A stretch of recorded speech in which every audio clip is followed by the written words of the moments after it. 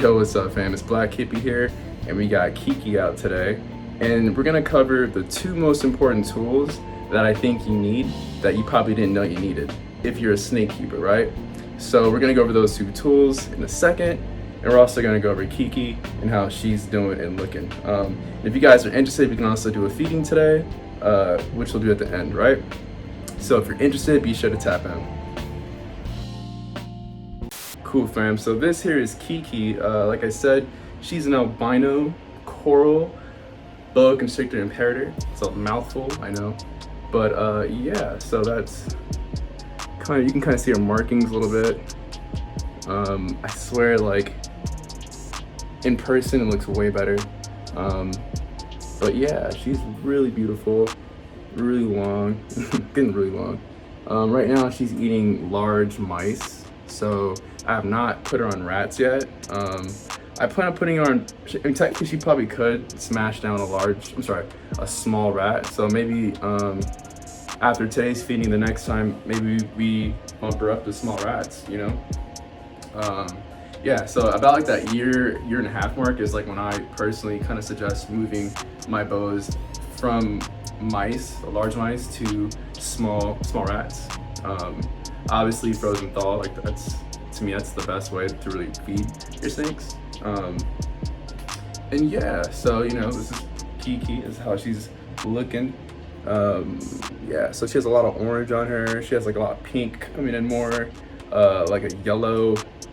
I mean, at first she was like way more, what's the word? She was way more white, I would say. Like she had way more white on her. Good grip. She had way more white on her at first, and now she's definitely having a lot more yellow, I would say. And each time she sheds, you kind of see more, each time she sheds, you kind of see more of that yellow, and you see more of that orange pop out.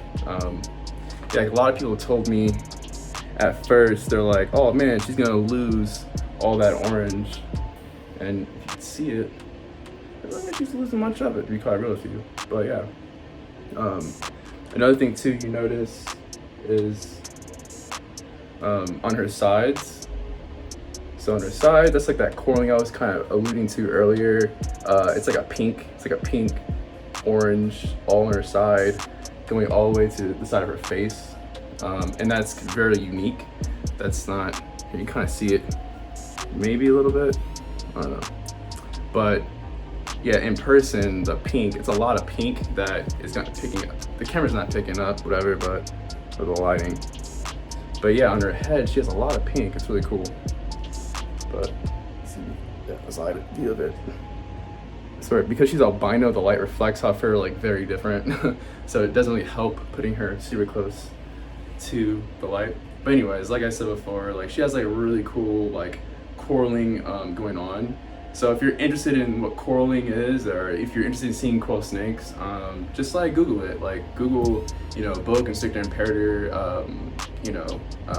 coral, albino, and you'll see like, you know, there's different types of them. So we'll see like how it progresses as she gets older. It'll be really exciting to see. Because when she was a baby, you did not see it at all. It was like, she was like way more white. Like I said before, and then like that coralling just kind of came out of nowhere. But yeah, if you look at most albinos like online, they don't look, to me, they don't look this beautiful in color. Most of them are really like dull, like really dull. But yeah, her colors are just really beautiful. It's just like nuts. It's just, man, it's hard to really even describe it. It's like an orange, like yellow, pink swirl. It's the best way to really describe it. But yeah, it's really cool. And so, like I said, she's doing really well. I feed her about once every 10 days, roughly. And 10 to 14 days, roughly, or so. So it's about that time for her. I stopped, before I was feeding them like on the clock. What I mean by on the clock is like every, like, you know, Friday. Let's just say that if I was feeding them weekly, I was feeding them like every Friday. And what was happening was they were becoming conditioned. So like by like Thursday, they were ready, you know? And so like if you wanted to handle them, you know, it was definitely more of a challenge because they were definitely food ready. They were hungry. And so like, you know, I find it better to kind of change up the schedule and feed them, you know, like maybe one week you do 10 days, maybe the next week you do 14, maybe the next one you do 16 days.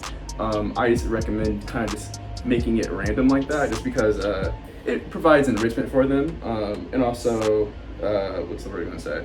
Just makes it a little easy for you if you're doing maintenance and all that kind of stuff. But I also highly recommend tap training when you're first opening your snake's enclosure, and say your snake's like head is out and it looks like they're in that food response. You take like your snake hook and you just gently tap their nose, and when you do that, it will literally turn off their food response. So their food response will stop and they go right into flight mode, right? So what I mean by that is like they then will hide back in their hide, and then that's when you usually, you lift the hide, and I always scoop from behind. Never do I put my hand in front of their face, like, ever, especially in their enclosure, because your hen is a hot source, right?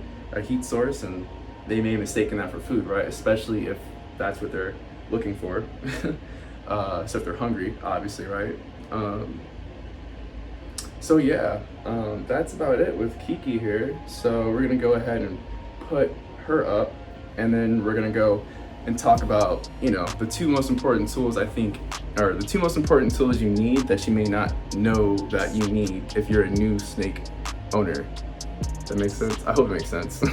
All right, 1 second. All right, fam, so I just went and put Kiki up, and so now we can continue what we're talking about, and these are the most important tools that I think you need, right?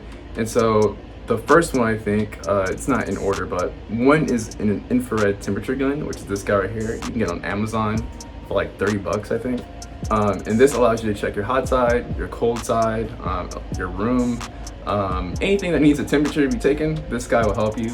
And so it takes the guesswork out of everything, right? And it just makes your life a lot easier, especially if you're feeding your snakes frozen thaw.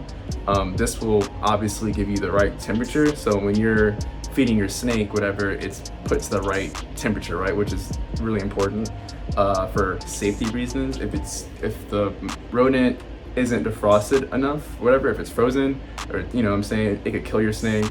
If it's too hot, if you overcook it, it could burn your snake. If your snake is constricting it and it's too hot, it could burn your snake. Exploding rat is a real thing. If you haven't heard of that, I highly suggest Googling it. But yeah, so my point is overheating your rodent, this will help you prevent that, right? Cool. And then the second tool I think that's really important is a thermostat. And so a thermostat, you'll have obviously, two plugs, whatever. One goes into the wall, or extension cord. So like you have your extension plug, and then the other one's a prong, right? So this prong, what it does is you would sit it pretty much in between the substrate. So say this is the bottom of your tank, right above the heat pad, right? So the heat pad's underneath the tank, right, with adhesive. And so now imagine my hand is the tank, right, the bottom of the tank. You're gonna have this in between substrate, so you put some substrate over it, and then you put the hide right on top of that.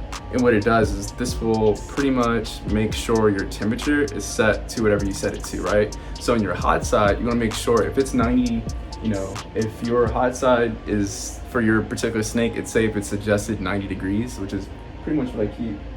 Yeah, I keep my boas at 90 degrees, right? So for them, their hot side is 90 degrees. And I don't use this thermostat. I use a different thermostat called Inkbird, and they're really great.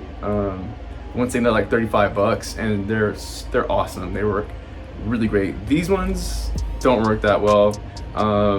I found out once I got my heat gun. See, this is why this is really important. So I was able to find out that this was faulty because I was checking my hot side, and I realized that the temperature that was set to, it was about 10 to 15 degrees off, which is a big difference. So that could end up killing your snake, right? So if it's 10, 15 degrees too hot or 10 to 15 degrees too cold, I mean, that can do some damage, right? So this is awesome because it allows you to kind of make sure that this works, right? And so the importance of a thermostat is that, you're not gonna overheat, right? You're gonna make sure that what this does, it regulates your heat. So once your heat reaches that certain level you set to, 90 degrees, let's just say, then it shuts it off, right? Same thing, Brazilian rainbow boas. If you have one, you definitely need a thermostat because if they go over like 85 degrees, like that can kill them. So you gotta be, on top of it. And once again, like these things will help you. Another one, a third tool, a bonus one, if you will, is a hygrometer, and that will give you readings. So you'll get your humidity readings and also your temperature reading. I highly suggest having one of those specifically for your humidity, because it's really important. I notice a lot of snake keepers don't take humidity serious, and it's one of those things that it will prevent so many illnesses and issues if you have the right humidity, so that's really important. And those are my 3 tools to help you guys out. And like it's really hard, especially when you're first getting into snake culture, or you're just becoming a snake keeper for the first time, because there's so much information. Like I did so much research, and there's always so more research to be done, right? And so that's kind of the fun part about it, is that like you can never know it all, right? There's always new stuff coming out, and yeah, so it's always important to kind of be on your toes. But yeah, these tools will definitely help you guys out and just make your life a little bit easier, right? So yeah, that's that. So now we're gonna go ahead and I'm gonna go and defrost some mice for you guys, and we're gonna go feed Bowie and Kiki, so my 2 boas, and we're gonna feed them, and we're gonna call it a day. All right, so anyway, so we're gonna go do that real quick, and I'll be right back.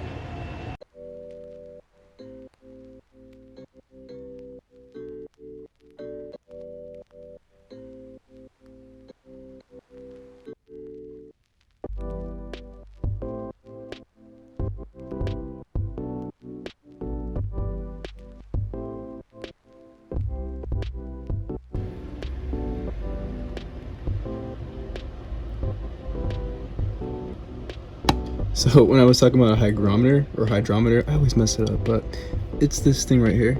You see it right there, the black little thing that's on the side of the enclosure. So that has 2 prongs, as you can see. One that reads the humidity, and the other one that reads the temperature. And yeah, so I think it's really important, because this is how you can read humidity, and it's like really accurate, right? Because it has that prong right there. So highly important tool. So this is why this helps a lot, is because we can take the temperature. Obviously that's not the actual temperature of the rodent, but let me see.